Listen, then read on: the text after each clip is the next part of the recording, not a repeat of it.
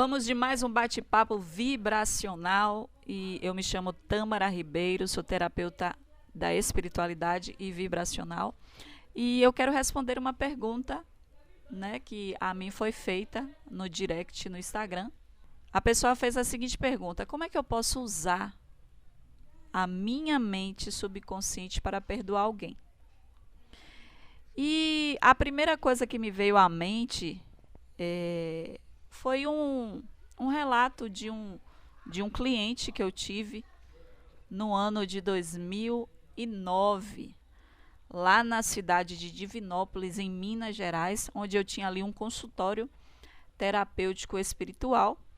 Eu fazia muitas entregas de folhetos nessa cidade e esse homem veio até mim. Ele disse assim: olha, há muitos anos eu cometi um homicídio aqui na minha cidade e eu tenho me sentido extremamente angustiado, eu tenho vivido uma tortura mental imensa por conta do ocorrido e eu acredito que Deus ele tenha me castigado pelo terrível ato que eu havia cometido há muitos anos atrás. E aí naquele momento eu pedi, né, para que aquele homem me contasse o caso. Segundo ele descobrira que a vítima, né, estava tendo um caso com a sua esposa.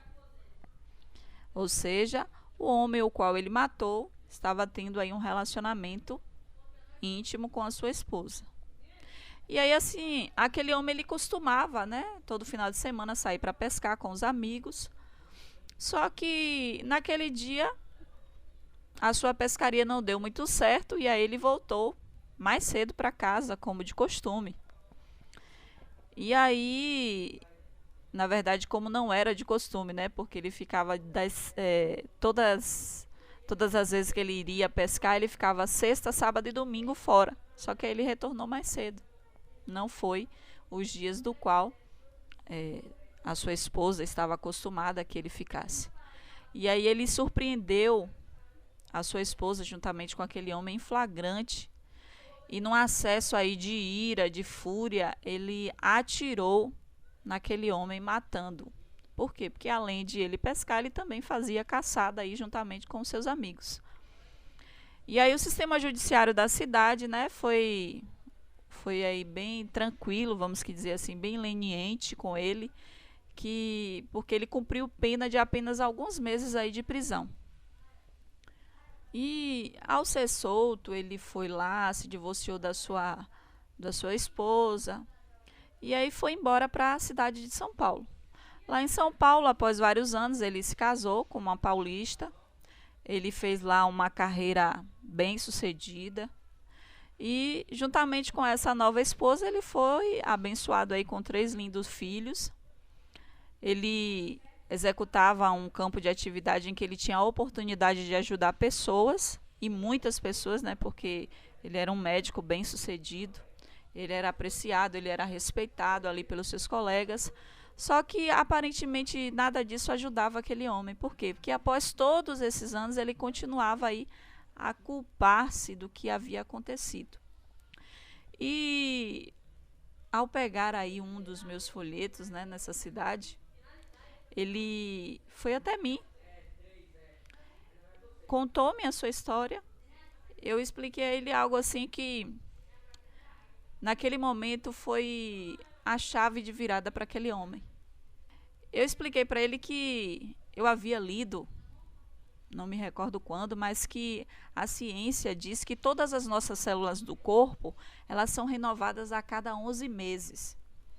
E aí ele disse assim, tão enfático: eu não sei onde que a senhora quer chegar com esse assunto. E aí eu dei continuidade dizendo para ele que tanto na física quanto psicologicamente ele não era mais aquele homem que cometera aquele homicídio que aconteceu há muitos anos atrás. E aí ele ficou atônito, me olhando por muito tempo em silêncio. E eu disse para ele assim, ó, além disso, o senhor evidentemente se transformara, tanto mental quanto espiritualmente. E naquele momento, aquele homem ele transbordava de amor e de boa vontade para com a humanidade. Por quê? Por causa da sua profissão. E eu continuei explicando para ele, ele sem nada entender. Eu disse assim: olha, doutor, a pessoa que cometer aquele crime anos atrás, ela está morta, mental e espiritualmente. E ele disse: não consegui compreender. Quantos anos se passaram e as suas células elas já foram renovadas?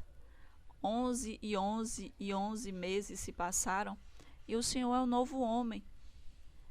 E enfatizo dizendo, mental e espiritualmente falando.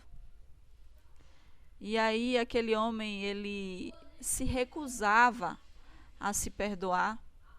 Ele disse para mim que não aceitava o que eu estava dizendo para ele.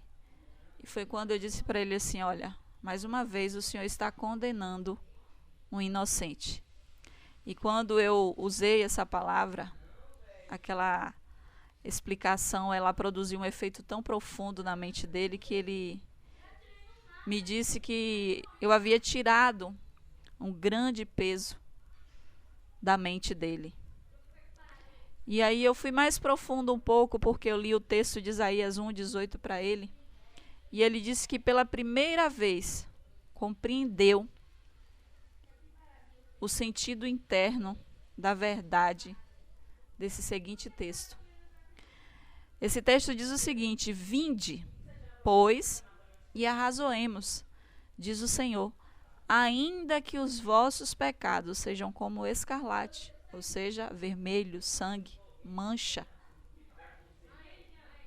eles se tornarão brancos como a neve. E ainda que sejam vermelhos como o carmesim, se tornarão como a lã. Então você que me ouve através desse pequeno áudio, e você não é a pessoa que cometeu um homicídio, mas que está se acusando aí por um rompimento de um relacionamento, ou por uma decisão que você tomou que você acha que fez que foi errada, eu quero dizer para você, nesse momento, pare de condenar um inocente. Pare de condenar um inocente.